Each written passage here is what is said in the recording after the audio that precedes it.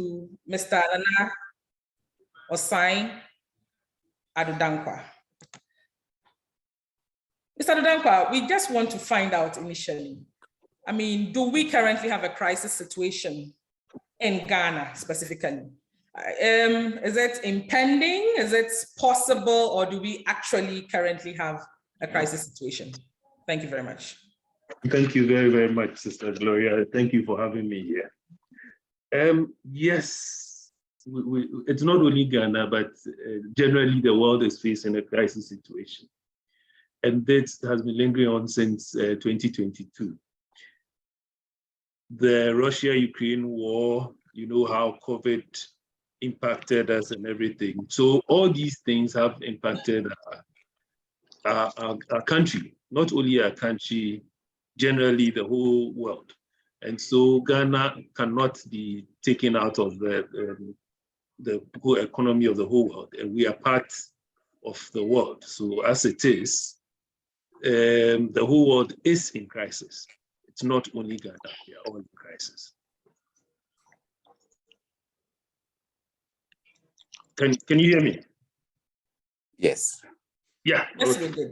Thank you very much. We heard that loud and clear. Right. And I'd like to direct this to Dr. Carl Odami-Genti. So what's the scene like globally? I mean, we've heard a lot of things. For example, we've attributed a lot of the happenings around the hardships to things like the Ukrainian war, the death of the Queen, the Turkish earthquake, and other things. Can you tell us what the scope looks like globally? Are we suffering just in Ghana? Are we struggling with the economy just in Ghana, or is it a global challenge? Thank you very much, and good evening to our cherished viewers and listeners who are online this evening. As Nana rightly said, it is global, and in fact, in 2022, I was in Scotland, that's Aberdeen, and those who have traveled a lot, we have popular shops like Primarks, where when you go, you pick items like £1, £2. Recently, when I went to the UK, all these stores have increased prices to about £10 to about £20, and Primarks is like a shop in Ghana, like the equivalent of Melcom. And now all these prices have gone up, and it tells you that globally, a lot of things have really increased. I mean, taking you to about 7 key economic outlook where really demonstrate that a lot has changed over the last 3 years. So for example, in terms of economic growth, if you look at between 2019 and 2022, in 2019, before COVID, the economy was stable. It was quite growing at a slower pace. Now in 2022, we have seen the economy, and most of the economies are rather going on recession. And in fact, things are really slowing down. Now, in terms of interest rate globally, it's coming. In 2019, it was down. Now interest rate is rising.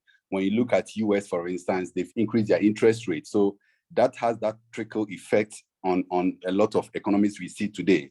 Let's look at inflation. I mean, inflation was printing lower in 2019. And as we speak, even in Ghana, inflation is printing at 53 or over 50%.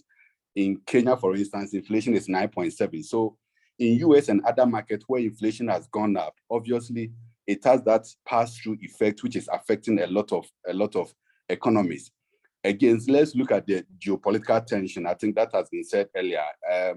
It used to be US and China who was fighting initially between 2019 or around 2019. But today we have Russia, who is also fighting Ukraine, and even Russia and other economies are not on the same wavelength. So a lot is happening on the global scene that it is really impacting nations across board. Let's look at supply chain. In 2019, supply chain was very stable, but now supply chain has been very disrupted, and it tells you that it's not only in specific countries, but it cuts across board. I mean, in 2019, where before 2019, there was no COVID existence, and COVID came, and even new variants came around 2021, 2022. So from a global perspective, from these 9 thoughts I've put across, it tells you that the 3-year outlook has really gone up, and it has impacted a lot of countries. And even in terms of outlook, looking at digitalization, those days it was just an ambition. Between 2018, 2019, thereabouts, digitalization was just an ambition, but now for most companies, digitalization is sort of a mainstream. A lot of companies are leveraging on that platform to grow their economy. So if you ask me, the macro outlook still remains uncertain. A lot is happening. Prices are going up because if inflation is printing at over 50%, obviously it means your salary is cut by half, So it's really having the dire consequences on a lot of individuals, companies, and businesses are running to look at how they can get return on tangible equity of about 8 to 15%. So that is really driving most economies as we speak. Thank you very much. Thank you very much, Dr. Carl Odami-Gentee, for that response. Lawyer Yawapi Alate, good evening. Right, so the next question will then be, so with news about things like Fitch ratings, IMF, Eurobond, DDEP, etc. Now we are in a state of uncertainty in our country. From where you sit, with your perspective, would you advise that we sit here in Ghana? Should we stay here and work this out? Can we actually survive here? Or is it a good idea? Everybody seems to be running away to Canada, US, UK, Turkey, and etc., braving the earthquakes. What is your take on this, Lawyer Apialaut? So thank you very much, Gloria, for the question. It's a very interesting question and very interesting introduction. I think I wish we had an option. And even those who decided to relocate outside Africa are now rethinking, because it is hot everywhere. So just to put it in perspective and to touch on what my fellow panelists have said before, there have been some 3 or 4 developments in the world that has affected our economies, and including that of Ghana. And we mentioned the COVID, we mentioned the Russia-Ukraine war, and one important development is the strengthening of the US dollar. So a lot of people will attribute the fact that we are importing a lot more than we are exporting. That's why we are always having issues with the cedi. That has always been the structure of our economy. But why did it get so elevated in the year 2022, such that the cedi depreciated by more than 50% in the year? It's because the dollar strengthened. One of the key drivers was the fact that the dollar strengthened. It means that a return on a dollar investment, or putting your investment in the dollar asset, got you a better or a higher return as opposed to investing in any other currency. So for instance, let me put it in a simple way. If anybody invested $10 or $100 in a dollar asset, the person gets a return of about 10%, which is $10. If you put that same investment in a cedi investment, so if you put, let's say, 100 Ghana cedi in a cedi investment, you could get as high as 40% on that cedi investment of 100 cedis, which is 40 Ghana cedis. But convert the two returns into the same currency. So convert your $10 on your $100 investment to Ghana cedi, and convert your 40 cedis, or keep your 40 cedis on your 100 Ghana cedi investment, and convert the same into the same currency.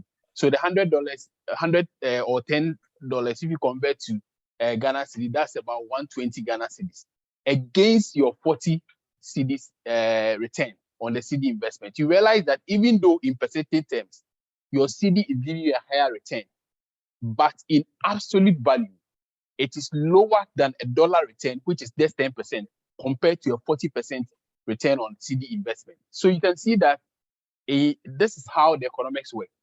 So if the dollar has strengthened, people would take their assets out of less return or market that are not giving higher returns and move it to the dollar market. So you realize the cedi was depreciating so much because companies and multinationals were repatriating their profits, taking it from the Ghanaian market and moving it to the US, where the US Treasury has increased the return on the dollar. So just like our Treasury bill rate, if it was 20%, we increase it to 40%, and people decide to buy more Treasury bills. It's a similar thing that happened. Now, what did it affect? It affected what we call the 3 Fs. The 3 F's are first, food. So Russia-Ukraine war had effect on wheat and grains, which is a key driver of fertilizer and some of the things we eat in our market. So Russia and Ukraine alone supplies more than 40% of African demand for grains. So if these two people who supply us so much are fighting, you have an issue. So food became a problem and the price of food went up significantly. It affected the second F called fuel. So I can't explain it any more than you have experienced. Fuel prices went up significantly to 19, almost $20 per liter, and so on and so forth. And then the last one is financial condition. We didn't have money. As a result of that, the government of Ghana could not even borrow from the international market. We had to borrow from the local market. And now we are even going through a debt exchange. So these conditions persisted everywhere. Nigeria, go to Kenya, go to Ivory Coast, go to Zambia, they all had the same problem. So in my view, we just have to find a way to make ourselves relevant wherever you find ourselves. And I think there will be a session or subsequently we discuss ways wherever you find yourself. You may be in Ghana, you may be in UK, you may be in Kenya, you may be in South Africa, wherever you find yourself. Think about how to make other things work for you. Your talent can work for you. Your money can work for you. Your investment can work for you. You can even get other people to work for you rather than running away. If you run away, the problem is even far bigger somewhere else that you are jumping to. Thank you. Thank you very much, Brian. I'm very grateful. Now, Mr. Nana Osai Adudankwa, I'm coming to you now. My first question, okay, let me call this question II. First of all, are you the president's brother, Nana Adudankwa? I'm sorry, we can't hear you. Just a second. No, I am not. At this time, nobody wants to be associated with the president.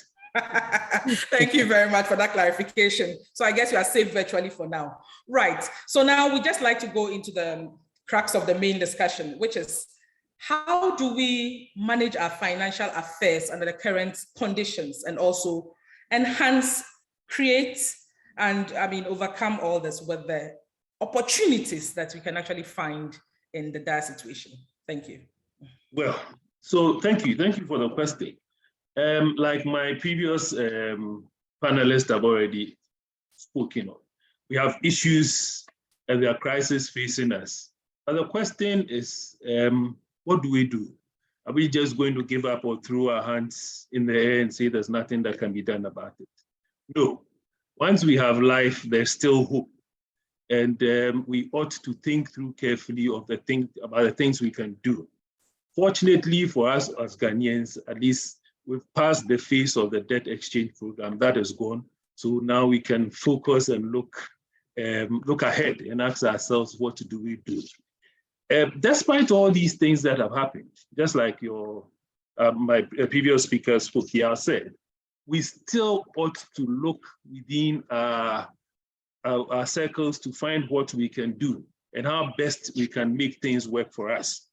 And looking at that, we still have to play the financial market. I always say this because in finance or just basic training or whatever, there's something called the business cycle, which is full of peaks and troughs. You have expansions, and then you have places where things get bad for you.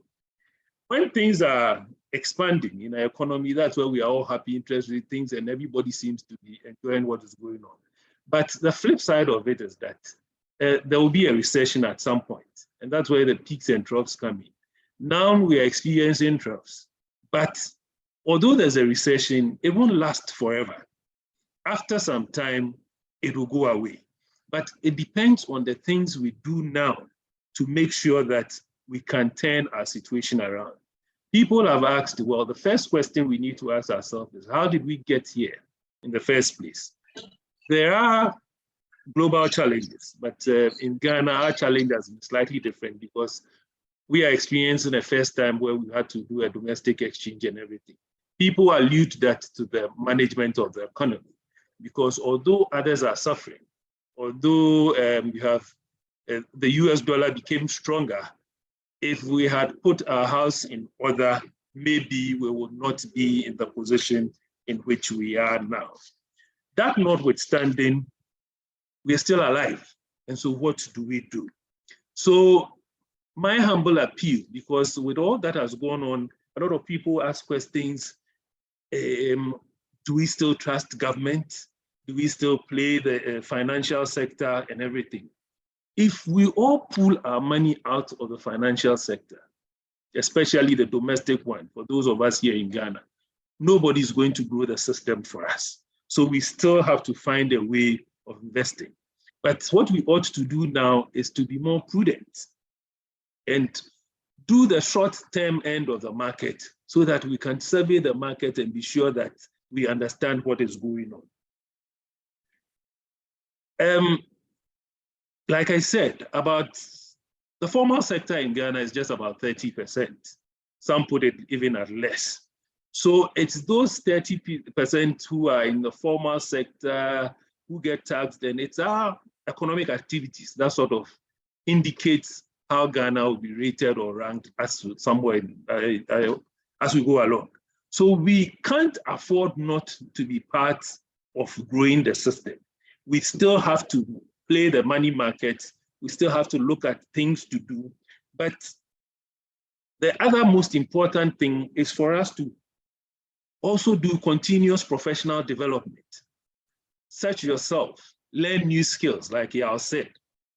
Educate yourself. People are doing night school in the midst of the commotion and everything going on that we're not too sure. If you have money and you are living in somebody's rented apartment and you can afford to finish that uncompleted building that you haven't finished, then you still can finish it. Hey, it makes more sense to go finish the uncompleted building, move into it, rather than go pay rent for somebody. Do direct projects, invest in people, because times are also very difficult for a lot of people. So if you can spare, there are a lot of children going to school now, and family, friends, relatives, they need a little push here and there. If you can help some people pay their bills, why not? But the most important thing is also to look in the jurisdiction. As Yao said, if you have the opportunity of looking at other markets, like international markets. Some people live in Ghana but still can play the international market. You have friends or you have family there, and you can do some or make some investment there. So much the better. Why not? You need to diversify your portfolio, but we need to be smart. So we have to invest. But when I talk about investing and everything, you ought to now deal with professionals. Some will say we have burned our fingers with this debt exchange thing and everything. But I put it in a local parlance that insio faoba and inti unum insio biomana. We need to rethink it because it is our Ghana, it is our system. Nobody is going to go with it for us, and we have to get ourselves out of the mess in which we find ourselves now. Thank you. Many thanks, Mr. Adodankwa. I think I'll call you Uncle Osai for these purposes. I don't want anybody capturing you. And anyway, so Dr. Carl Odami-Gentile, I think I'll just invite you to take off from where Uncle Osai started. And educators, tell us what we can find, opportunities. Tell us about the international scope. We've seen that you're a small boy danger. I mean, over a very brief period, you've done so many things in the investment field, in transaction banking. You've done fintechs. I don't know how you did it, but just let us know what opportunities do we have, especially as the younger people, you know, those of us in our 20s and 30s. Yeah, sorry, I was muted. So, I mean, I keep telling people that when it comes to savings and investment, it depends on which age bracket you find yourself. Obviously, if there will be several reasons why you want to invest, whether onshore or offshore. So for example, if it is in terms of earning high returns for retirement, for expanding your business, for education, or regular passive income, that will really drive your rationale for investing.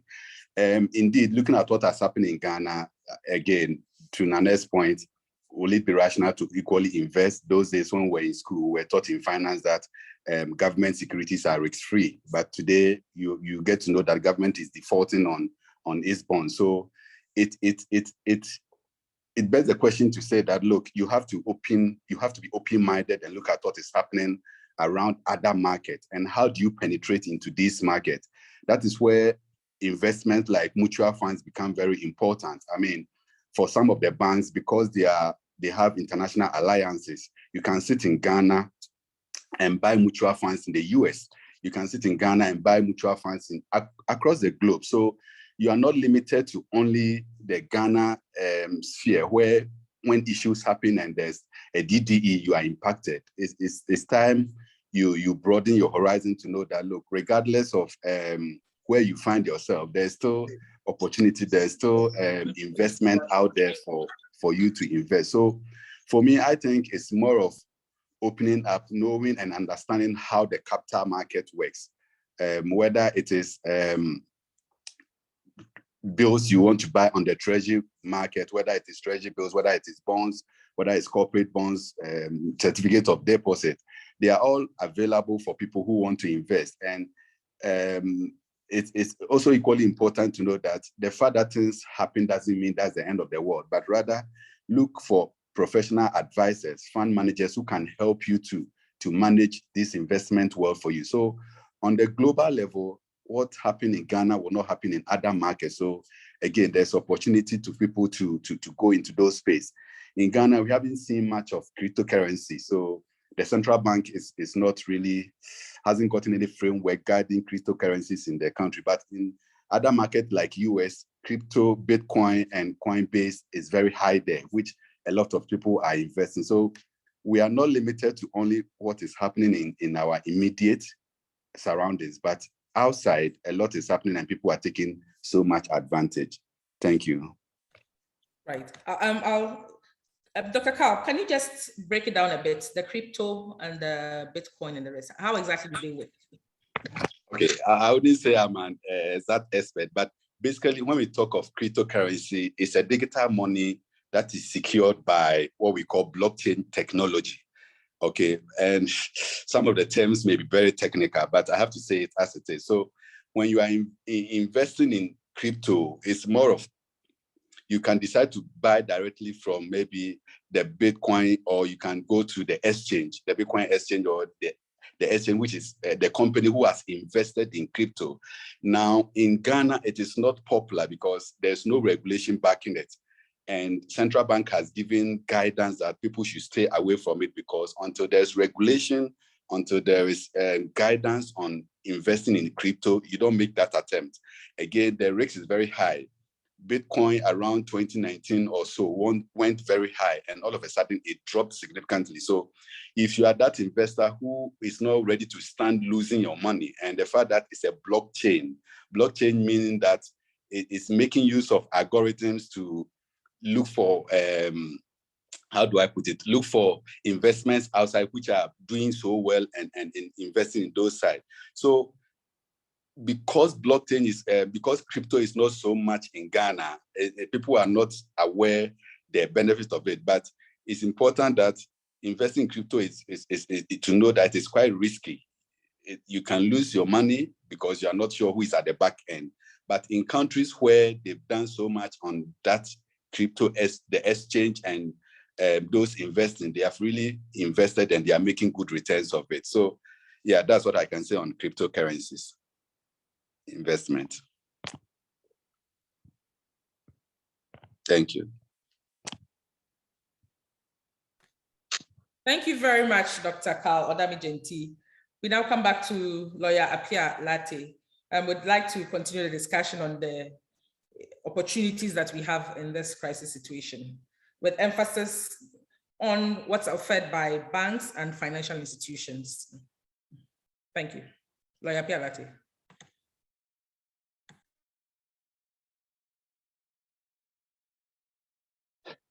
Okay, thank you very much. So I'll try and then put it in a very simple way. So in my context, I try to make it as practical as possible. So if you don't mind, let me just share something. So it's easier for us to follow through what I call the 3 buckets of investment. So if you have the 3 buckets of investment, I hope you can see my screen. So the three buckets of investments, you can have bucket 1, bucket 2, bucket 3. So in bucket 1 are what we call short-term investment in short-term security. So when I do have some of these sessions, maybe in a local church or something, I ask people who have accounts to raise their hands. And you realize that there are so many people who do not have accounts, partly because of what has happened in the financial sector over the last years, or they do not even know about it at all. But have a call account, have something that puts money away from you.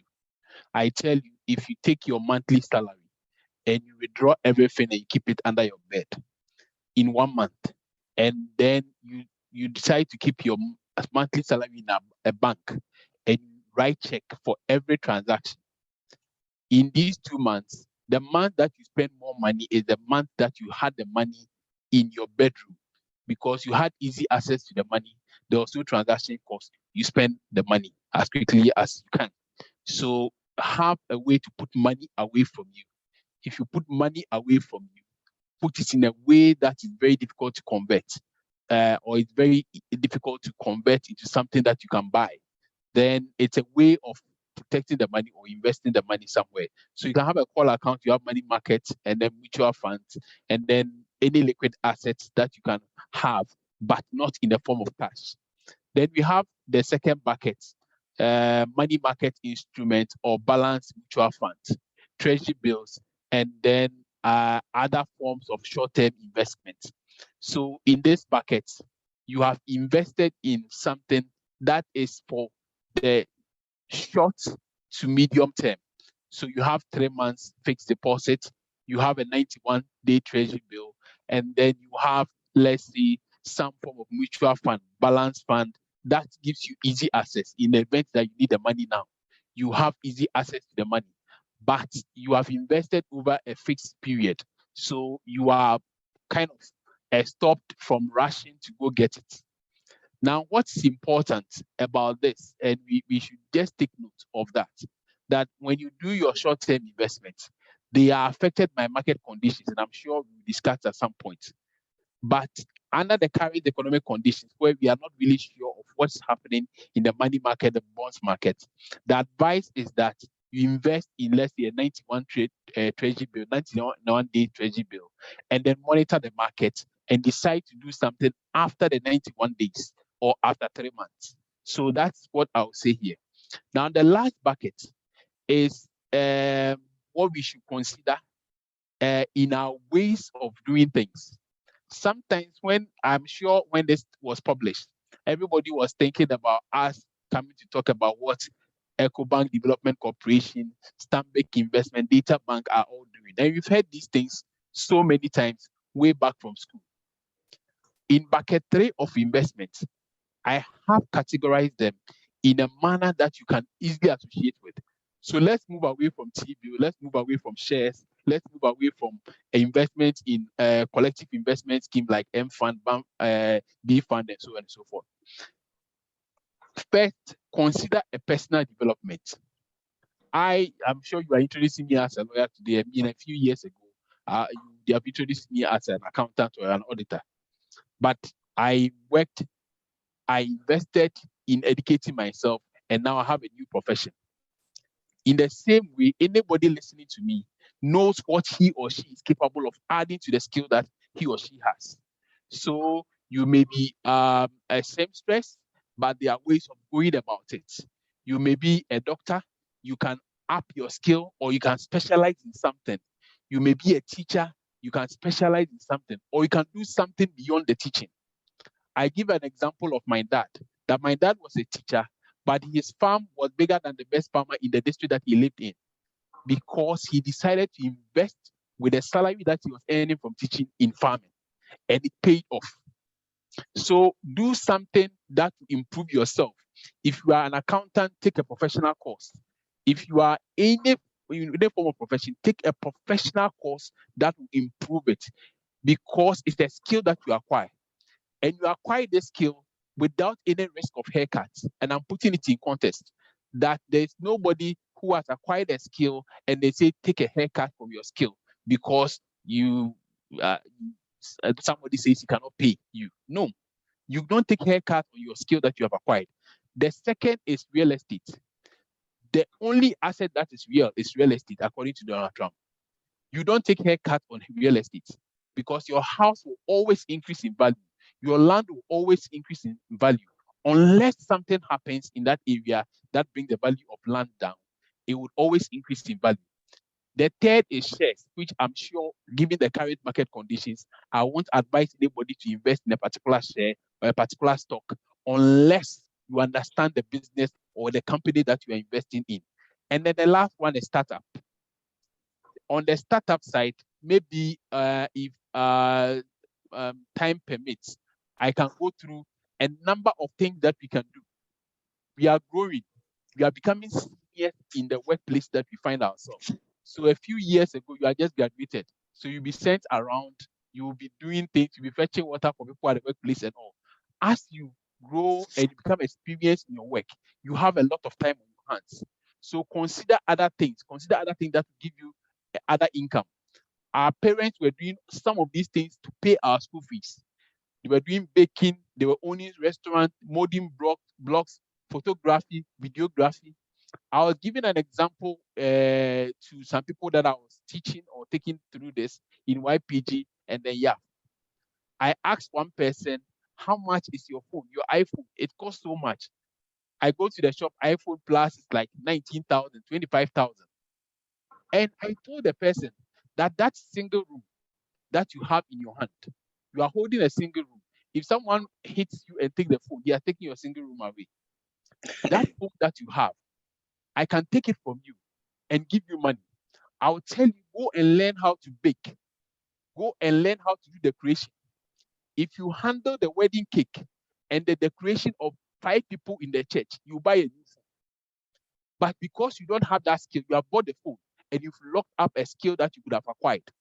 If you do the wedding cake and decoration of 5 people in the church, you buy a new phone and you still have that skill. So do something. Learn your singing, videography, healthy food joints, poultry farming, laundry, DJing, motivational speaking. Today, YouTubers make millions of dollars. YouTubers make thousands of dollars just writing things on blogs. Bloggers are making so much money just doing that at their leisure time as an extra income. So consider some of these things. You sell diapers. I mean, how many times people want to go looking for diapers? If you provide at the workplace, you supply to them at the workplace, they are fine. And they say you can sell them in loads. You plant.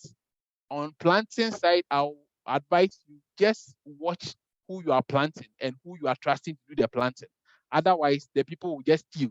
People have planted mangoes in Dodowa and other places, and you can't find the seedlings or you can't find the seeds today because those who were doing the farming were just stealing them.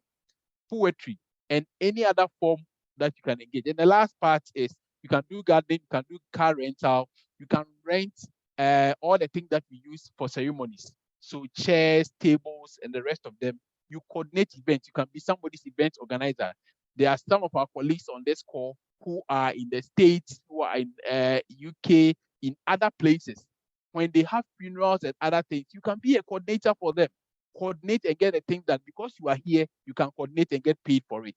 You can own a photography studio, you can do interior decoration, and you can do a freelance editing and proofreading. There are so many of our colleagues who are doing PhD, they would like to have some form of proofreading for their articles, and you can do that for them.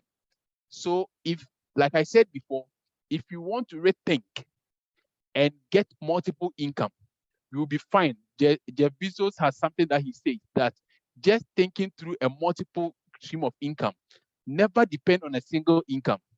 Make investment to create a second income. Some people have third, other people have fourth or fifth income. That is a way to manage your finances and you become financially independent. Thank you. Thank you so much. Thank you very much, Mr. Yawapi Alate. And on that note, we'll go back to Uncle Osai. Right. So we'll just take any other options, any other opportunities that we can also harness in this season? And as Uncle Osai takes us through this session, would like him to also mention some of the risks involved, because things have changed slightly. Now we can't do things the way we used to do. We don't even know. I mean, we just had a new expression in our vocabulary: picketing, DDP, etc. Now we are not exactly sure what to do. So what exactly are we to look out for? And then also, beyond the technical, what else can we do from his position as a CEO of an investment company? So I take it, Yao has given an elaborate detail of all the things we can look at, which we ought to do. I mean, farming, you have to be particular about it, whether you're a blogger or something, find a new skill, as he said. But in all this, we ought to be very careful and mindful of doing what is right under the circumstances. We should just not fall for anything. And that's when you have to find or speak to a professional about what to do. There are so many instances in Ghana, we like to go with the flow. So somebody said, I'm doing this, and OBC say, and OBC that, and everything. And when you hear Yao speak, you think, oh, he's elaborating it so eloquently and everything. But this comes with years of experience under his sleeve. So he knows what he's talking about. So we have moved on from the times where we did things on our own. And this is the time that we need to speak to professionals. So whichever area or skill or facet of thing you want to endeavor or go into, please speak to a professional, because there are risks involved in everything you do. And the risk is usually associated with the return. So the higher the risk, the higher the return. There's nothing that hasn't got a risky side to it. So whatever you find yourself doing or whatever you want to do, you ought to speak to a professional.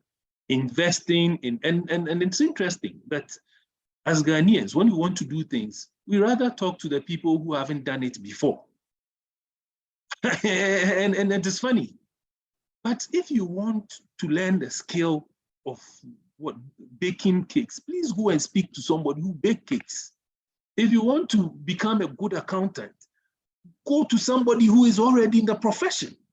Don't sit home and pick something and read it or whatever. It doesn't work that way, because it is practice that will make you perfect. So we are getting to a situation where we ought to deal with the people who are directly involved in it. And who better than somebody who's bent his fingers to tell you exactly what to do? I'm so happy that yesterday, said Prince Amwabing, the former managing director of UT, has written a second book, and is even going on to write a third book, so that at least we can read some of these things and see where people went wrong. Because yes, we've had challenges. Like I said, bad times have come, but there are good times ahead. And whilst we have life, there's still hope. The risk is that don't do things you don't understand, and don't let anybody force you into an investment option that you know nothing about. So speak. If you are not well today, you go to a doctor. If you had a legal issue, you go to a lawyer. Why is it that when people think that they have to invest, then that one they are talking to just the friend or a next door neighbor just like him, who doesn't know his left from his right, and say, oh, Jack, no, it doesn't work that way. That's the reason why we have financial advisors, the reason why we have bank relationship managers, and we don't have to do things the normal way we did it. We need to speak to them, because it comes with risks. When this debt exchange program thing came about, I don't know if I can share my screen, a lot of people talking about mark to market and where things went wrong and everything. But it was just because a lot of people did not quite understand what we were going through. And let me see if I can share this. Yeah, I just wanted to give a brief illustration of mark to market. One of the things that suddenly almost everybody is talking about. Can you see my screen? Hello? Yes. Yes, please. Yes. Yes. Yes, Yes. Investing, Ghanaians had been used to the money market side of things. Probably to buy treasury bill, everybody bought treasury bills. Treasury bills were more of a guaranteed investment. So you go to buy treasury bill today, you buy 10,000. You know it's for 91 days. After 91 days, you're going to get a specific return or interest on it. People went into the collective investment scheme side of things, not really understanding what it was. And so when the new term of mark to market, and it sounds as if there's something coming from Mars and everything, no. It's just something that maybe you should have found more understanding on education before you went into it. So I just want to give a brief illustration of what mark to market means, since it's on a lot of people's minds. Let's say you went to, and in the collective investment schemes, they don't guarantee returns. So you buy into an investment, you buy into, let's say, a pot, and then you are a lot of people in that pot, and your money is used by the fund manager also to look at other options of how to turn your money around for you so that your money grows. So let's say you invested in a collective investment scheme, and you bought 50 shares of that scheme on the 1st of January 2023 at the price of 2 cedis. Now, what that means is that at the time you bought it, it's 50 shares, the price 2 cedis, and you have a total value of 100 Ghana cedis. When we talk of mark to market, what we are saying is that prices change depending on the volatility of the investment in which it was invested in. And so for that reason, today is 23rd. You bought 50 shares in a collective investment scheme. But, sorry? Yes, but today currently the price is at 1 cedis 50 pesos. Previously, when you bought on the 1st of January, it was 2 cedis. So your value was 100 Ghana cedis. But today, if the value is 1 cedi 50 pesos, multiplied by your 50, then the value or mark to market value today you have is 75 Ghana cedis, which comes to reason or stands to reason that you might have lost 25 Ghana cedis. In that same vein, if the value has, or the current price has gone up to 3 Ghana cedis, and with that same 50 shares of yours, you now have 150 Ghana cedis mark to market, and you would have gained 50 Ghana cedis. These are technical things that you need to somehow understand before you go into investments. So when you go or you want to do any investment product or anything, speak to a professional. That is the bottom line. So that at least you understand some of the risks and the returns that come with it. Because in finance, we just say it basic. The higher the risks, the higher the return. So if you want to earn a lot, you should know that you're facing a lot of risks. And that is why things like this have come up. So moving forward, for all of us, we are supposed to be smarter so that we try and read around. Now the internet offers a lot of knowledge. Almost everything you want, with a click of a button on the internet, you can find it. So please, and as alumni members of the university and everything, I'm sure we're all educated, and we can do ourselves that good by searching for knowledge, because there's knowledge around and we all should look for it. Thank you. Thank you very much, Uncle Osai. And I'll just add another question. What exactly was the entire domestic debt exchange program about? Please give us some insight into that. Let's say it was, let me try and be very practical or simple. You've been borrowing to meet your needs. You go and borrow from somebody, and unfortunately, you've borrowed so much to the extent that you can't pay back. So, it's as simple as that. You borrowed, let's say you borrowed 10,000 from Yao, and you said you pay a coupon rate of about 20%. Now you've realized that the borrowings are too much and you can't pay to make up the promise of 20% you said you would give to Yao. So the prudent thing to do is to call Yao and say, Charlie Yao, I beg you. I realized, in fact, I know we have an agreement, but I can't make it. And so let's see how you can help me out, maybe reduce the rate on it, or let's say I can't pay you this month, or I'll pay you in 3 or 4 months to come. Unfortunately, I think the education did not go down well with the whole restructuring thing. And maybe it was also because we were desperate. Government was desperate on what it had to do. And so rather than engaging bondholders and everything, it chose the shortcut route. I say this because we all have to appreciate the fact that democracy is very, very expensive. And sometimes when you want a democratic thing to happen, you're asking everybody for their views. You're never able to make a decision, even in management meetings and everything. If you want to let everybody have a say, sometimes it drags forever. We didn't have that luxury, and I'm sure that's why the government took the approach of, look, let's decide on the ones we want to put into the bag, bring it out there. The ones who make noise, we'll get them out, and the ones who don't make noise, we just get it done. And so they put a certain group of bondholders, individual bondholders and everything. And at the end of the day, they have been able to get that 85%, 80 plus of the debt restructured. Simply put, we have been able to agree with our people that, oh, we can't pay you the money now, give us some grace period, reduce the rates, and then extend the period for which we'll pay. So for those that were supposed to pay in 2022 or 2023, now we're moving and we'll pay in 2025 or 2027. That is basically how it should happen. And I'm thinking that, yeah, the education didn't go down well. It is not too late, but those who speak on the economy should engage us more and explain things to us so that we realize and understand why certain things were done the way they were done. Thank you.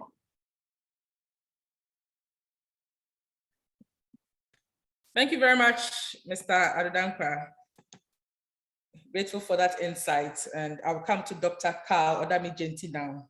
Now, we'd like to look at ways of navigating this terrain, especially as we plan not just to swim through this tide, but also to secure a proper future. I mean, I wouldn't mind having my pension period just sitting by a beachside waterfront, wearing a raffia skirt, aloha, having drinks and cocktails for the rest of my life. Yeah, but I mean, this is life now as it is. So how do we navigate through this tide, even as we prepare ourselves to have the joy we want in the future? Yeah, I think this brings us to the point where personal finance management becomes important. And to begin with, one is about your health. I would say that health is the sort of the long-term health cost of chronic diseases of maybe diabetes, heart attack, and sort of cancer. So to reduce these long-term health issues, one, practically, we should use the gym more often. We should sort of try and do regular checkup, because look, if your health is not stable, all the monies you've made, the places you want to go to, if you're not healthy, you wouldn't be able to enjoy whatever you have made for all the life you spent working. So I believe that your health is very, very important in times like this. In managing your finances, don't play with your health. Take it very seriously. Now, again, which area, again, we can look at food and beverages. So now in times like this, I will encourage all of us to buy in bulk instead of going to the mall, buy and just coming out. If it is rice, if it is cereal, water bottle, buy in bulk so that you can store for a long period of time. By so doing, at least in times like this, you are saving some cost. So food and beverages is very, very crucial for us. Again, I mean, there are a lot of people who just go to the restaurant and just buy food at any point in time. I believe in times like this, cooking at home becomes very important so that you don't spend so much at the restaurant or eating on a regular basis outside. Practically, it's important to cook at home and enjoy your home meals. Again, looking at transport. So if I don't have a car, I'm not driving, it's not out of place to use public transport and go to school and go to work and come. So if fuel is so high that I cannot afford, and I want to make some cost savings in times like this, I think transportation is an area where you can manage your expenses and bring it down substantially. And this is very practical. If I live in an estate and colleagues are going to, let's say, Accra High Street, and I can join them, or going to the University of Ghana or any place, and I can join them. It makes sense to join them rather than going alone and burning fuel. So I think transport is very, very important.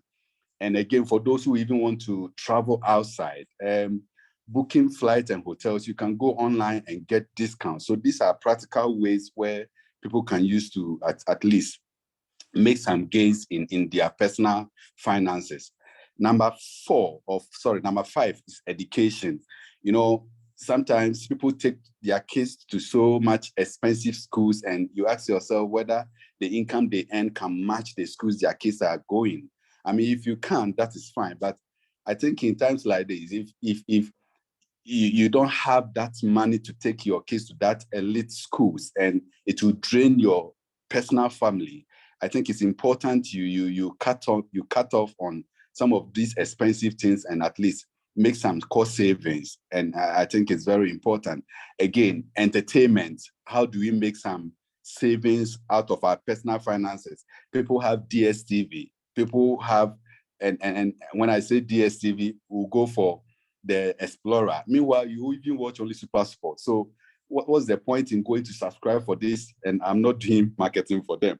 Subscribing for this huge 514 every month when you only watch Super Sport. Meanwhile, there are other streaming sites where you can go and stream and make some savings. So I think it's a lot of things. And even to our ladies, when it comes to cosmetics, try and buy local products and promote made in Ghana goods. It will help make some cost savings instead of importing and always buying from outside.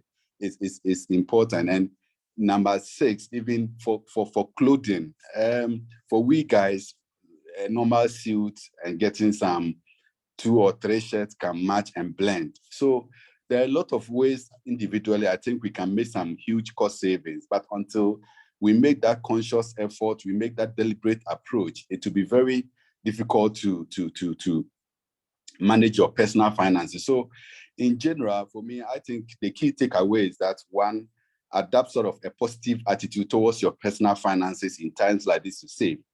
Again, do a holistic research in terms of your lifestyle. Are there things or areas you can forgo? If it is possible, forgo them, and it will help you. And also try and create a work-life balance, because we work so hard, and typical of Ghanaians, we don't even take leave or break to rest. To manage yourself and your finances in times like this, I think taking your personal health and owning your own responsibility in terms of how you manage yourself is very important. So these are a few thoughts I think I can share when it comes to managing your personal finances. Thank you, Gloria. Thank you very much, Doctor. I am coming to the question and answer session shortly, where we actually have the choice of selecting who we want to direct our questions to. But before then, I'll just engage lawyer on this perspective, the legal perspective. A lot of us think that had Auntie Sophie, Mama CJ, former Mama CJ, Auntie Sophie, had she not stepped in with a picketing team, our pensioners would have had their monies, go down the drain. We know there are things involved. For example, when maybe some 3 or 4 young people want to do a partnership, register business or something, there are a lot of things that are involved, and things are not the same anymore.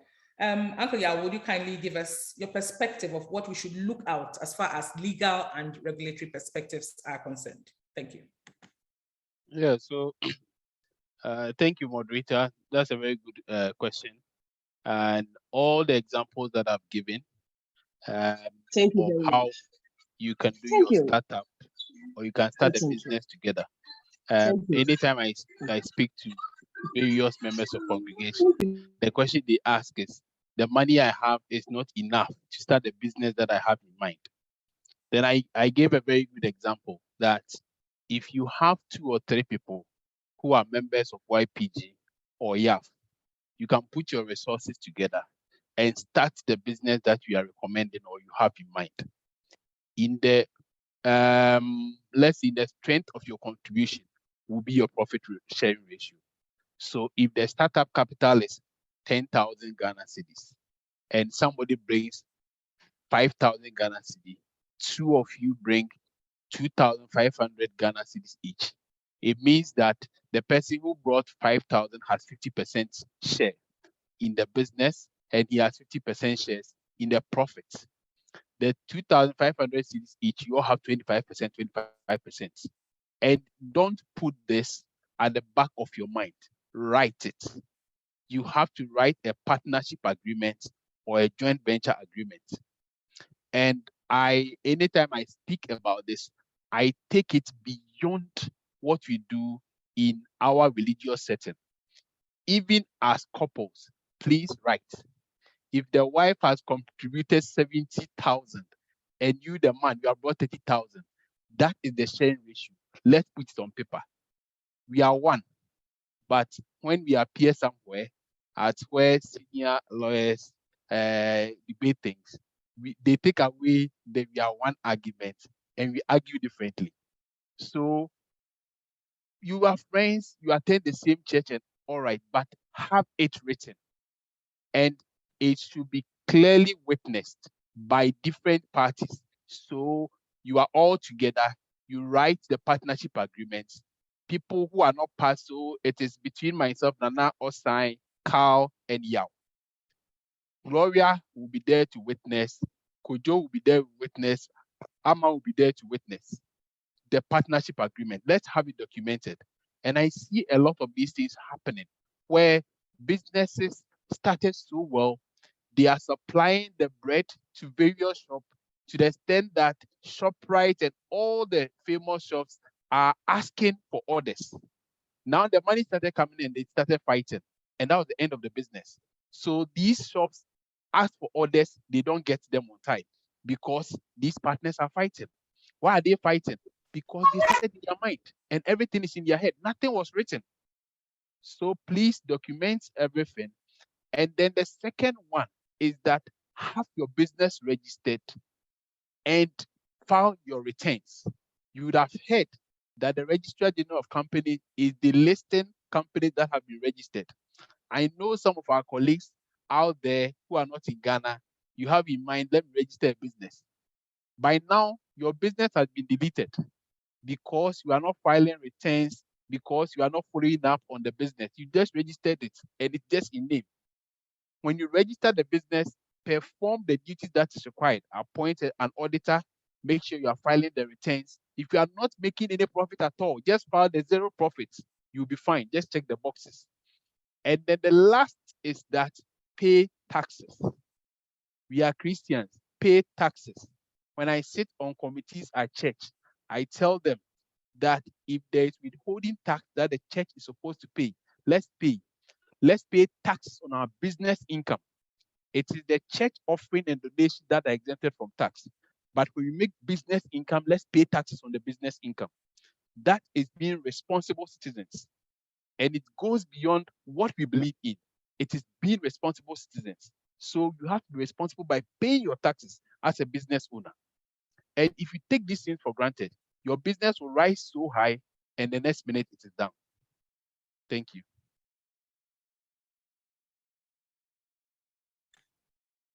Thank you so much, gentlemen. We've been very much enlightened by your tips.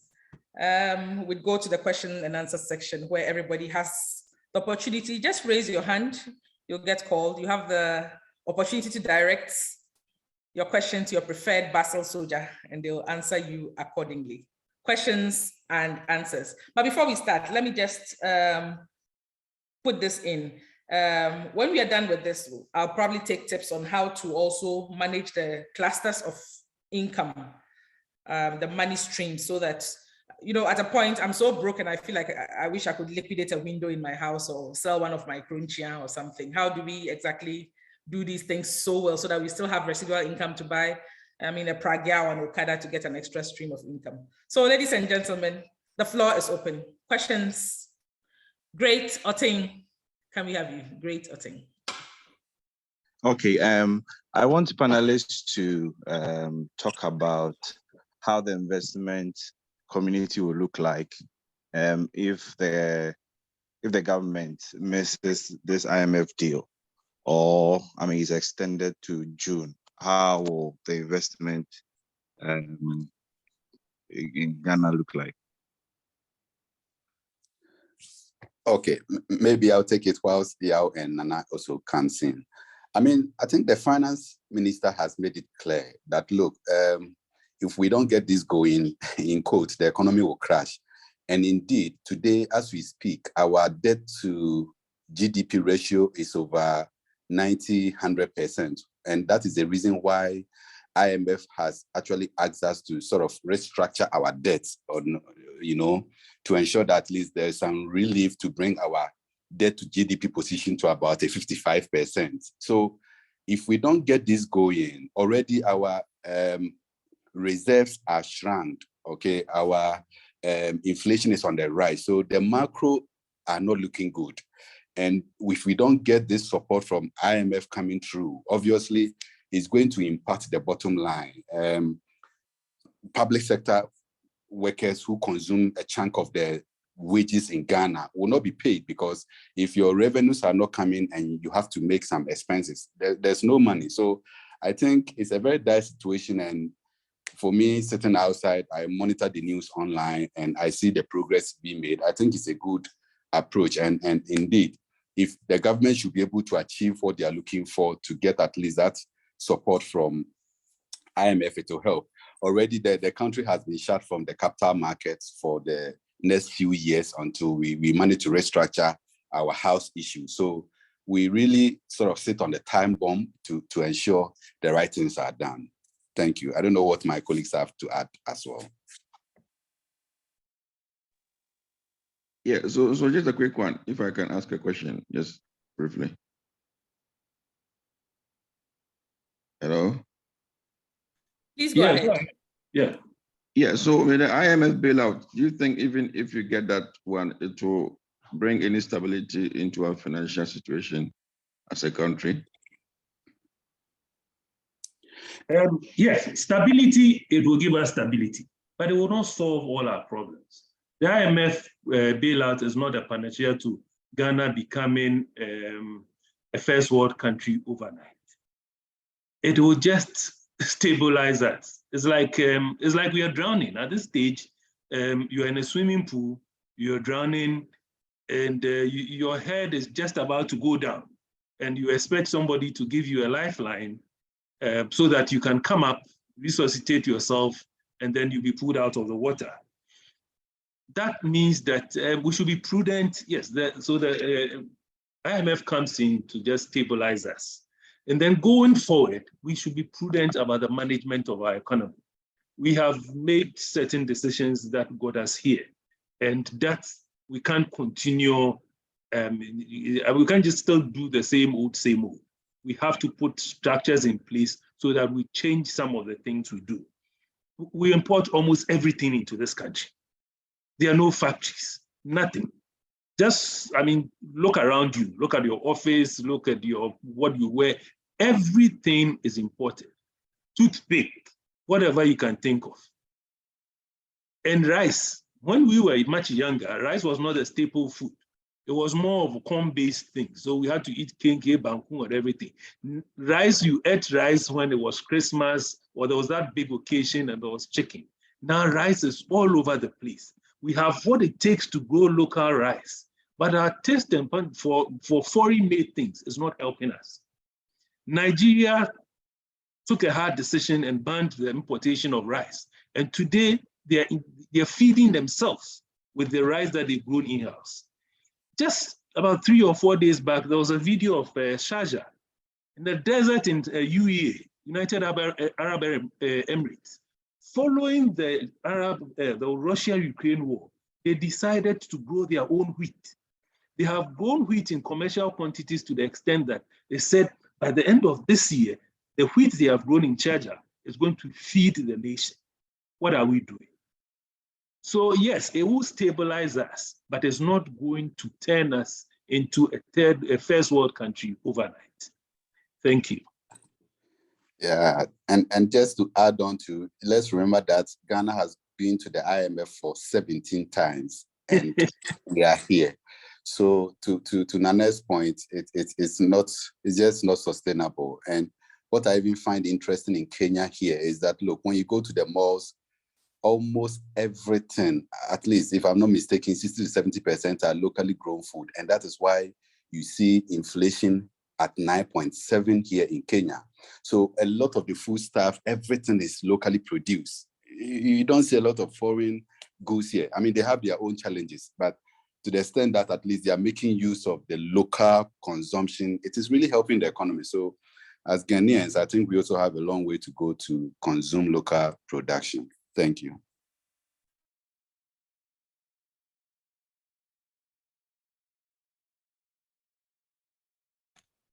Next question, please.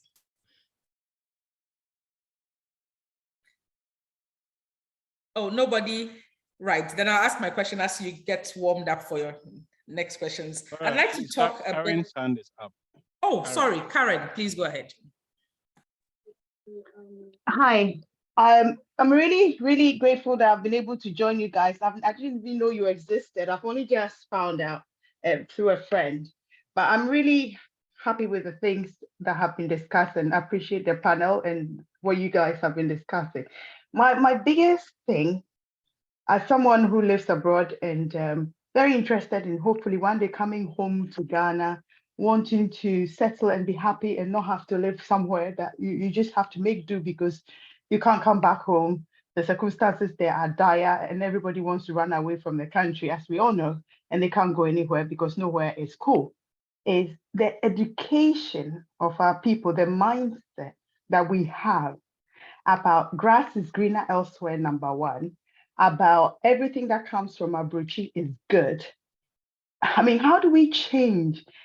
These talks that you're doing are fantastic, but are we having opportunities to talk to as many people through churches to change the mindsets of our people? Because for me, it's just the pain. When I come home, I feel so sad to see the big difference between how people live in Ghana, like they're living Hollywood lifestyles.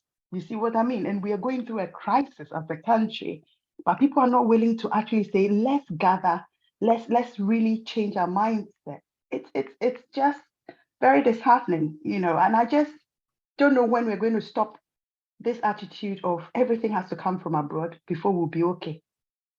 How can we, on our in our own small little way, begin to start impacting our homes, the conversations that happen at home? Because everybody's telling their child, go and be this, go and do this, and we want fast money. How do we change that mindset?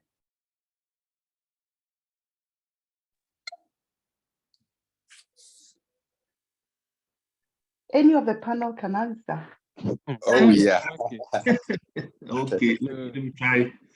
A part of this problem is also our places at the doorstep of those of you from out there. When you come for holidays, we see how you carry yourselves. When some of you come visiting, we see how you carry yourselves. We know some of you live on credit cards, but when you are coming for Afrochella and Christmas holidays, you go to Primark, do some nice shopping and everything, and when you come here, you show everybody as if out there it's a bed of roses. But we know that it is not that easy out there. Some of you can't pay your mortgages and everything. So I think it is two-way. For those people out there who are coming to Ghana, sometimes tell us the reality out there. That, hey guys, sometimes you're struggling. It's not as rosy as you think it is out there. So that they also can understand and realize that, oh, it is not that easy. But when you have cousins and uncles and people come down and make it look like, oh, where broche is say, where is say, and this one is, then everybody say, and you cry, and so you try here. And as for the not living within our means and living things or whatever, I think it's more of a leadership thing. When we were growing up, they used to ask, what work does he do?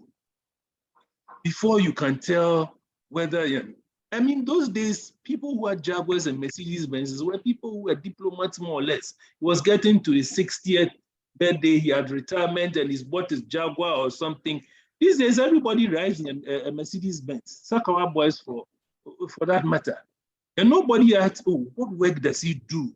Or what is he doing to get his monies, or how, the money he's spending, where is he getting from? All we say now, oh, he's rich. Oh. So if you are rich, doors open for you. If you are not rich, too bad for you. So a part of these things are self-inflicted, and we should do self-introspection. Bob Marley says we have to emancipate ourselves. And unfortunately, that one, nobody is going to do it for us. We have to do it at the church level, at management level, and at family level. Because it says what? Charity begins at home.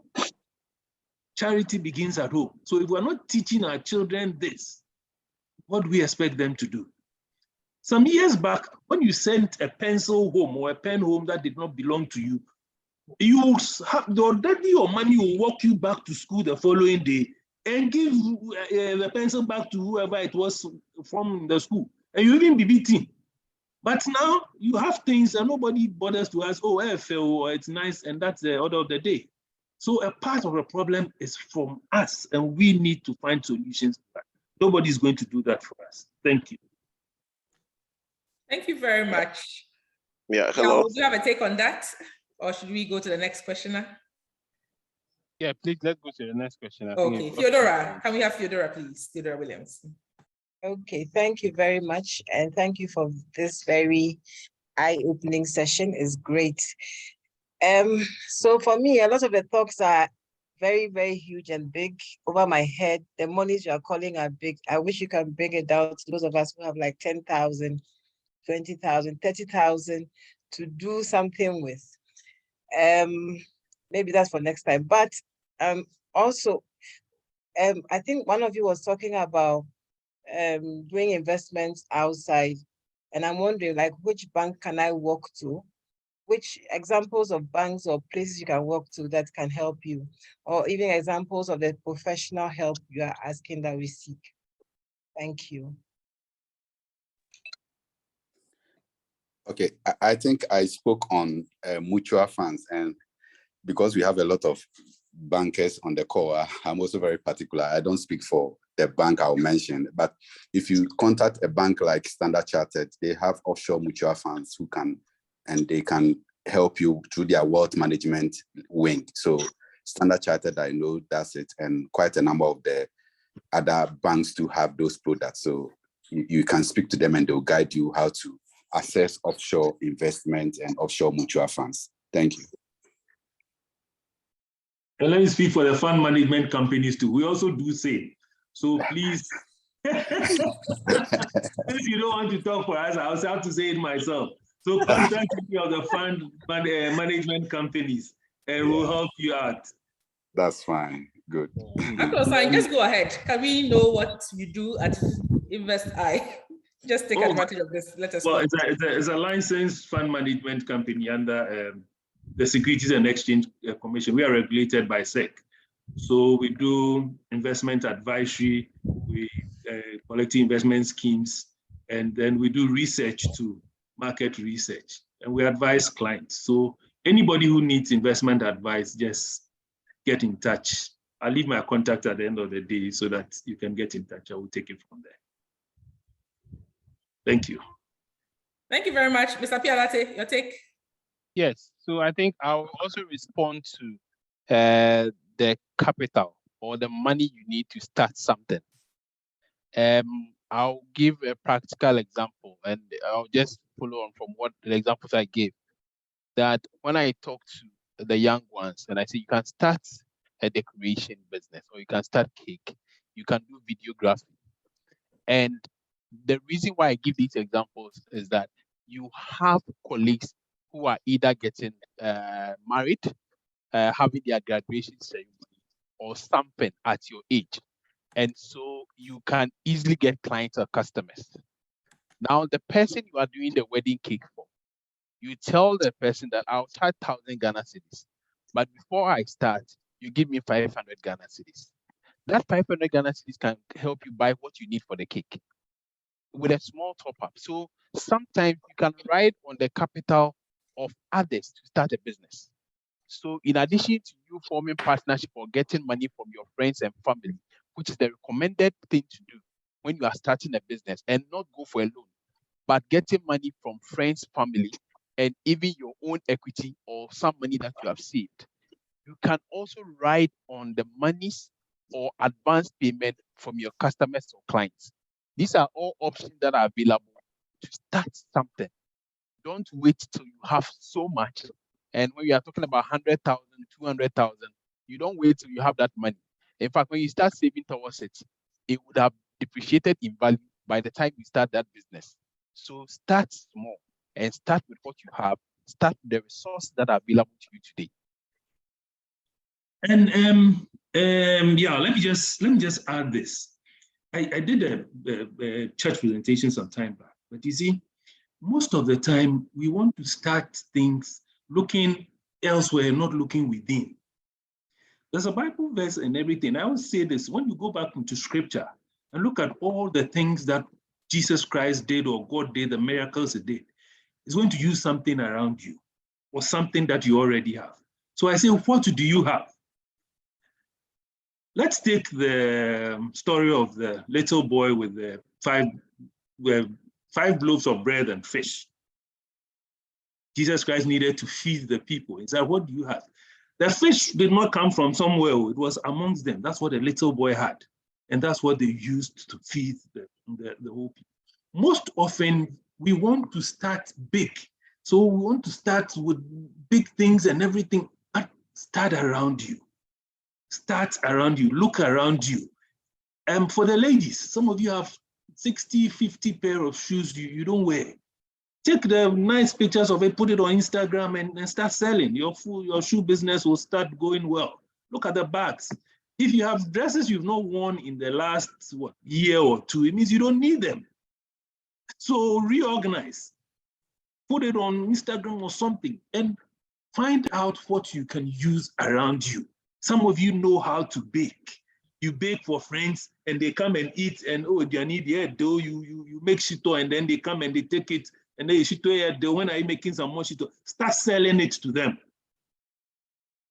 and you make inroads. So let's not think starting a business or doing something it's gargantuan. You need to look out there. Let's start from within. And all these small businesses we appreciate, the ones we see, they all started small. Sometimes the problem of the Ghanaian is that we despise humble beginnings. We want to do it big one time, but it doesn't work that way. That guy you see today in his whatever car or whatever, he used to walk. He will tell you times when he didn't have it. But we don't like to share the stories of the beginning. We always glorify the end. But there is a time from the beginning to when things work out and you get to the end. And that is what Ghanaians need to appreciate. Thank you. Many thanks, Uncle Osai. Can we go to the next person? I see you. It says, but the Lord is with me like a mighty warrior. Hallelujah. Amen. Can we take the question, please?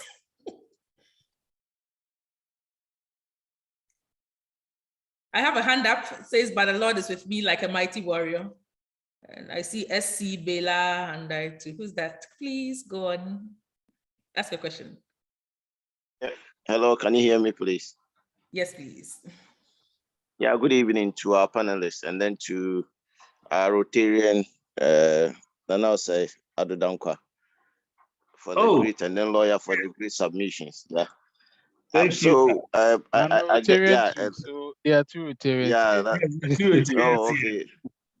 Oh, okay. That was a point on, and we fellowship through service. So I'm quite impressed hearing a lot coming from my fellow Rotarian.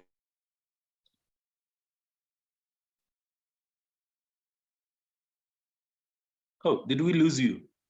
Now, my question is this, and with the mindset you spoke about humble beginnings, and then the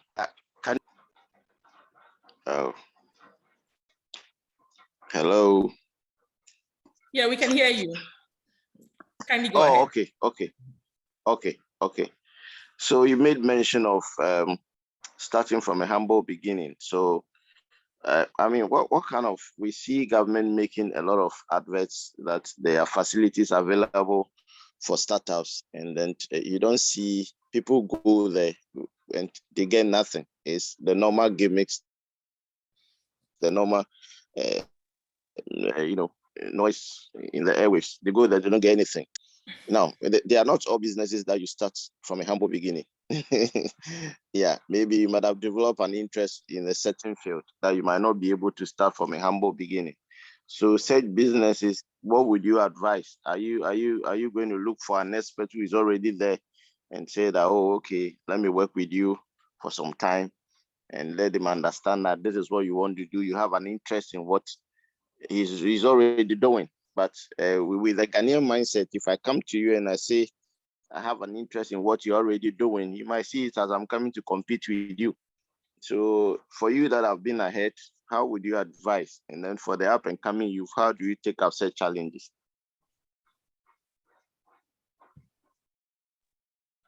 Okay. Okay. Yeah, so I can provide a quick response to that. So you mentioned some programs or funds that government earmarked to support businesses, and a very good one is the COVID fund for SMEs that was being managed by the Ghana Enterprise Agency. So at the time, there was a process in place for people to go through some form of screening before the monies are disbursed. I think just like any other credit assessment, you go through some form of screening. And so you just have to make yourself available and submit to the screening.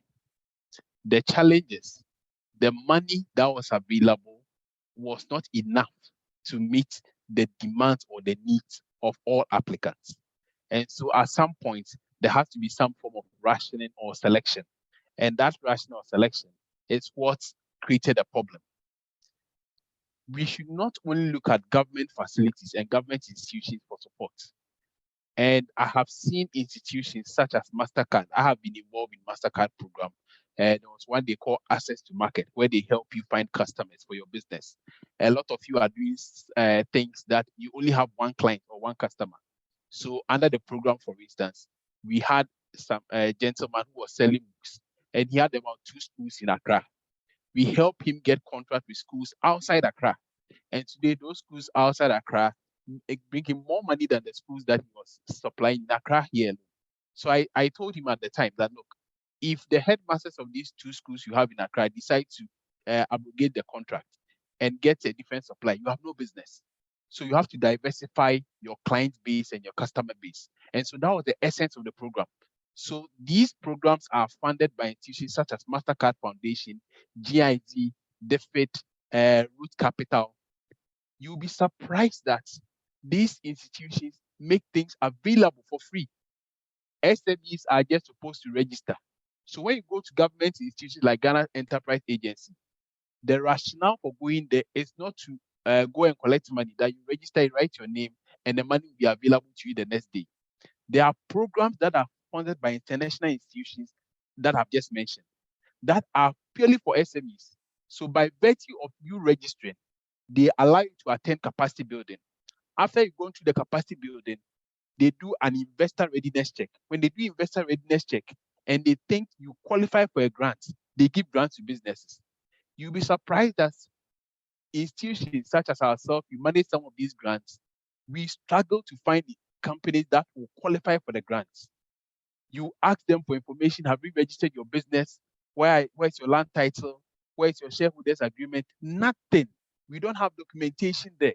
And so going through the process of formalizing your business is what people see as a challenge. And then they are put off by that. Like I've mentioned, create a business that is responsible. Register your business, file your returns, pay your taxes, have your tax certificates, and you have access to these funds. And these funds are not loans. Some of them are grants to support your business expand. So let's take advantage of these programs that are available. Just register, make yourself available, attend the courses, attend the capacity building program. You improve yourself and you learn to expand your business for free.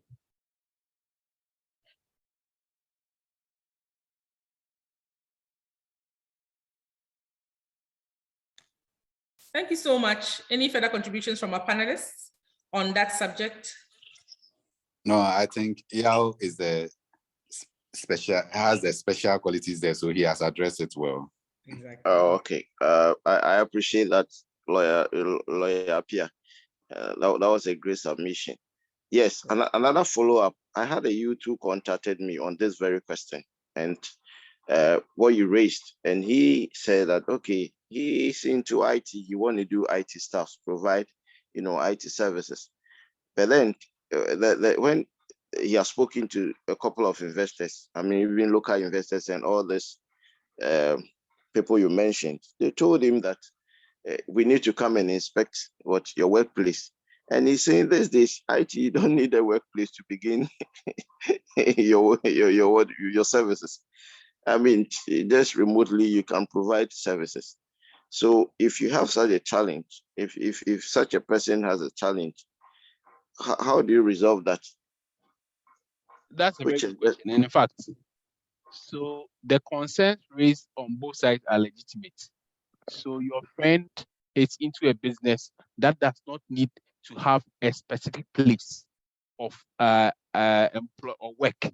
So he may not necessarily have an office that's identified, but he can operate on that. The only issue there is that what he's selling should have a patent or a copyright.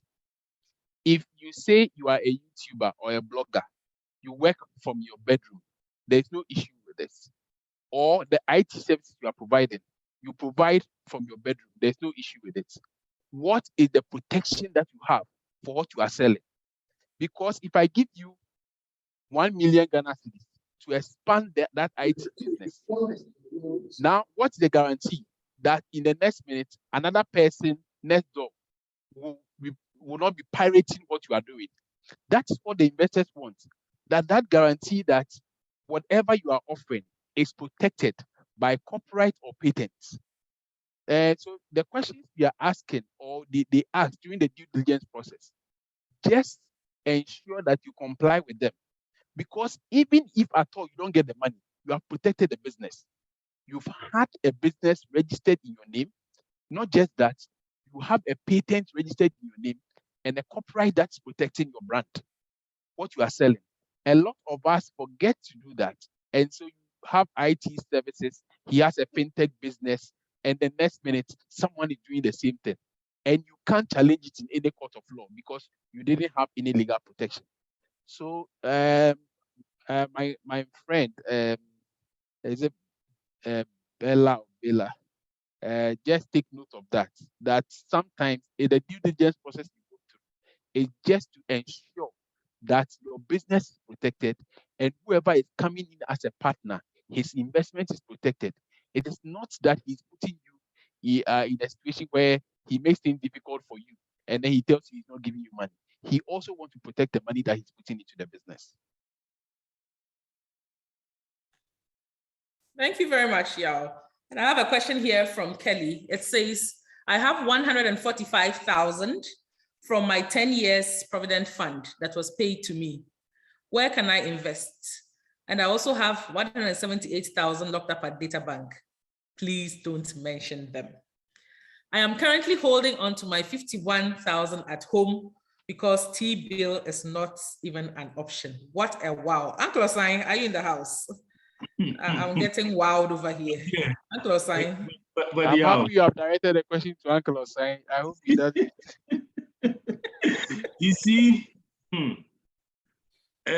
that's why initially when we started, I said we still have to play the system. But for the first one, let me take it this way: that the money at home, dear, please, I beg, is a no. Because as we are all listening to you now, you don't know who. I mean, it's a no. Don't keep money at home. You just keep money for the basic things that you need. But we don't want to keep money at home. And like I said, we need to play the system. I cannot just on this platform tell you, put your 100 blah, blah, blah here, or put it here, or put it here. Because your needs for investments might be different. You might have a child in school coming home in 3 months and you have to go pay another school fees. You get me? So it would be, in fact, I'm sure my regulators will take away my license if I just told you, oh, put it here or put it here. No. We need to have a chat. so that I know your immediate needs. You understand your investment horizon, so that it is money you can put away maybe for 3 months, 6 months. You have talked about what 91 days or 182 days or something. I've had people come to me in the office. Oh, I have money. This is 100,000, depending on the 200,000. Get and invest. You pick the money, pay it into the bank account. The following money is here and says, yesterday my father and my brother something, and so please can I have the money back? That is not how things are done. And it's because you haven't had understanding, or nobody has walked you through what you need and how you need to put your money. You ought to decide whether, is this a long-term thing? Can I put the money away for a year? Or how do I sort my immediate needs?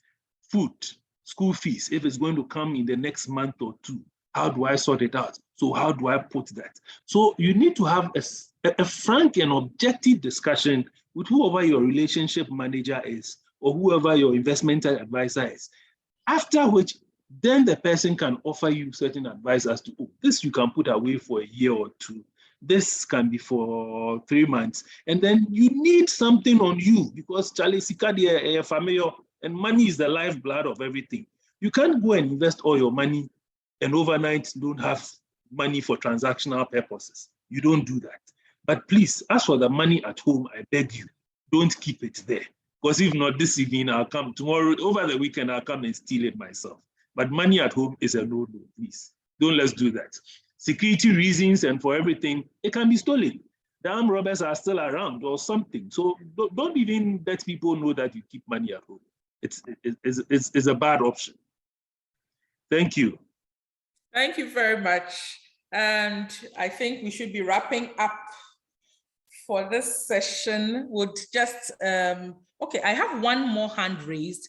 I'll take this last question, and then afterwards we'll have the panelists give their closing remarks. We'll start with Dr. Carl, then we go to lawyer Apialati, and then from there we go to my beloved Wofa Osai for the closing remarks, and then we can wrap up. Question, please, Richard. Thank you, Gloria, and good evening all. This is to the panelists. I mean, you've said a lot, which is very fresh and very enlightening, but I would want each one to help us understand how bad, I mean, really bad is the economy now? Because we know that financial institutions have been collapsed in the past. We've had, Piram, the financial institutions set up under the watch of, the central bank.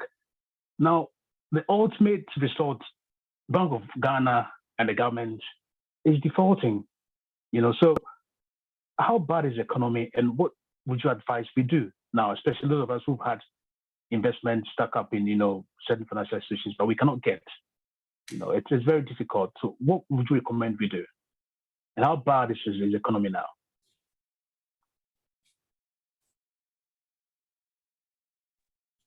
Okay, so I'll try and then start on the economy side.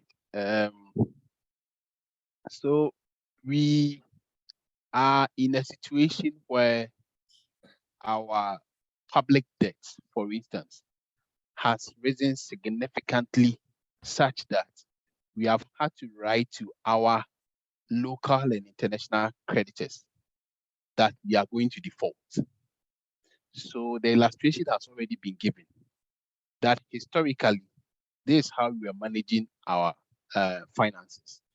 Your salary, assume you are a security man, your salary is 1,000 Ghana cedi, but every month you spend 1,500. What it meant was that you always had to borrow 500 Ghana cedi to complement or to support your expenditure pattern. You have done that to such a point where your income or your salary that you are earning, that 1,000 Ghana cedi, is not able to pay for the debts that you have piled up over the years, and even pay for the expenses that you are incurring. Because this security man example I'm saying, earning 1,000 Ghana cedis a month, but spending 1,500 Ghana cedis a month, has school fees that he or she has to pay utilities, water bills and all. So you've gotten to a point where the monies you have accumulated in terms of debt or borrowing, the interest on the debt or borrowing, it's so much so that at the end of the month, you have nothing left. So I give a very good example for those who used to borrow and then the money deducted at controller and accountant general. Sometimes they borrow from our 3 different banks, such that when all the monies are deducted, the person doesn't even have money in his account at the end of the month. So this is how our economy has been managed over the years. And I put it in a very simple way so that you understand it. So it's gotten to the point where all the deductions, all the deductions are made, there will be no money left to support the program that we are running, to support the road infrastructure, to support other major economic or urgent economic activities in the country.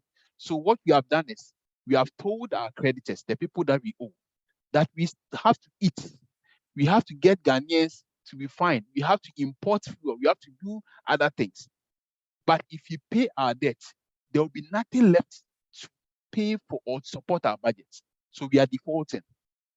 And the risk is that if you do that to someone, tomorrow, can you go back to that same person and ask for even $1 or ask for a CD?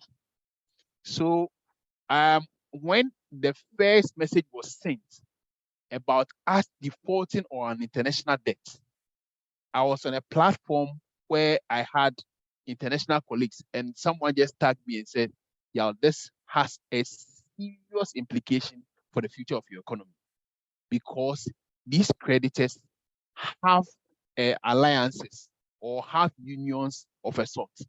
So if their colleagues that have lent money to you today, you have written to them that you are defaulting. Tomorrow, another finance minister, whether in the capacity of Carl, goes to an international market, they say, oh, he wants money. They will say, oh, your brother came 10 years, 20 years ago. He wrote a letter that he defaulted. And so what's the guarantee that when I give the money to you, you will not write to me to default?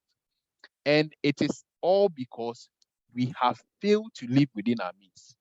The example I gave, your salary is 1,000 Ghana cedi, you are spending 1,500 Ghana cedi. And strangely and quite disappointingly, we have budgeted in the 2023 to spend in excess of our income. So even in a period where we are supposed to practice austerity, we are also budgeting a deficit. So we are spending, like the example of security man I said, that his salary is 1,000 Ghana cedi and he budgets to spend 1,500 Ghana cedi.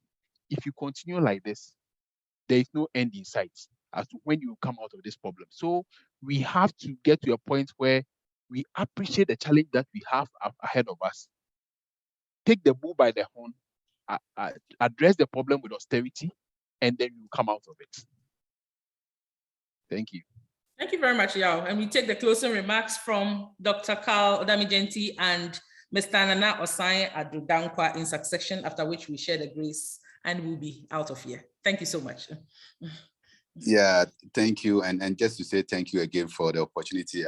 In Kenya, it's 11:51 here, PM, getting to 12. And it's good to join you and speaking to all of you here. I mean, we keep learning. I keep saying that knowledge is power. It's important. We keep sharing thoughts and addressing issues as they are. I mean, we can't solve all Ghana issues here, but the mere fact that we are here discussing, the mere fact that we are sharing thoughts, reinforces the fact that there is more we have to do. There is more collectively we can share and move forward. So to the point the lady made earlier, the mind shift has to change, and it requires all of us here to start and changing the mind shift and moving things forward. So that would be my closing remarks, and I'm happy I joined and seeing Yao again. I think we work in StanChat also earlier, and it's good to connect here again. Thank you very much. Yeah. Offer Adudankwa, closing remarks, please. To add to what my brothers have just said, it's been a wonderful session. All I would say is that in our local parlance, let's say Achia Nembuye. Once we have life, we still have hope.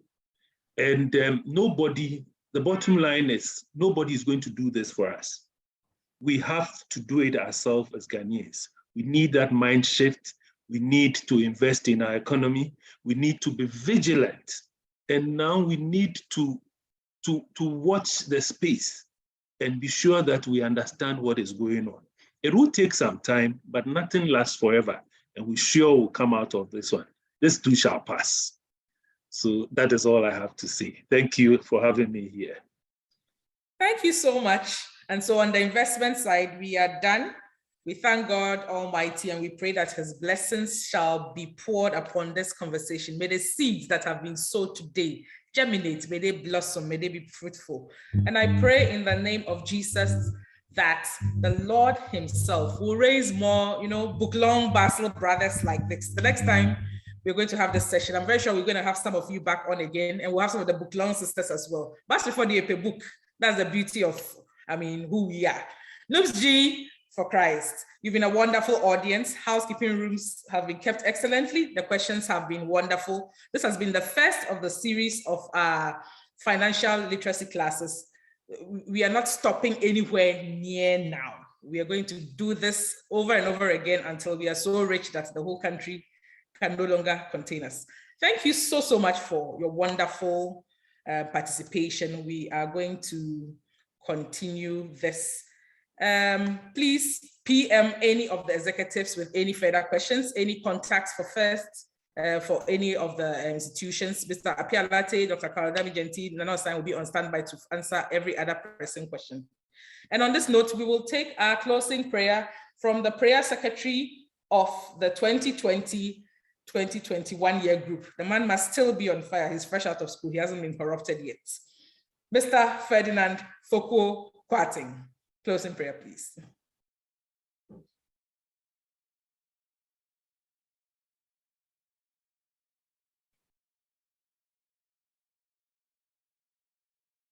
Uncle Ferdinand, are you there? Okay, in his absence, can we have Catechist William Esiama Bequin say the closing prayer for us?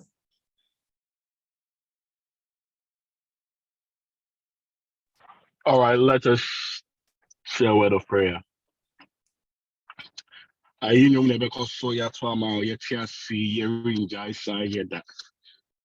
Father, what your children are saying tonight is thank you.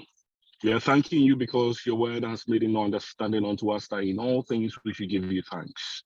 And so for the opportunity to even meet on this platform and even have this conversation, we are saying thank you.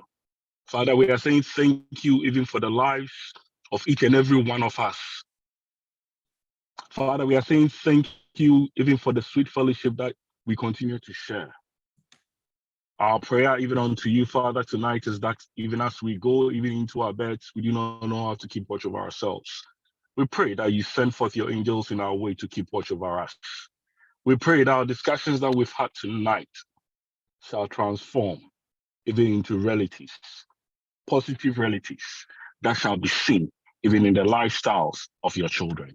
We give you praise and we thank you in Jesus' name. Amen. Amen and amen. Thank you so much for being a wonderful audience. Panelists, you've just been awesome. God bless you. God bless us all bountifully. And if you want to talk to anybody further on this subject, please feel free, contact any of us. Uncle Osai, you want to give us a contact?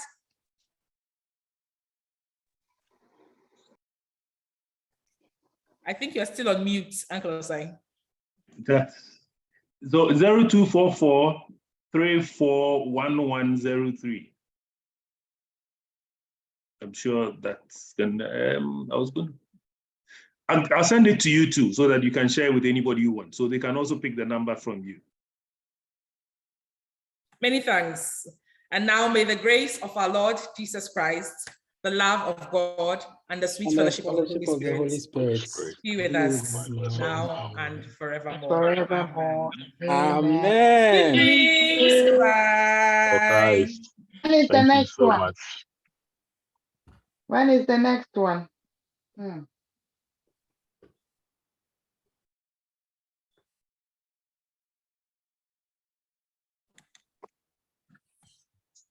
Very soon.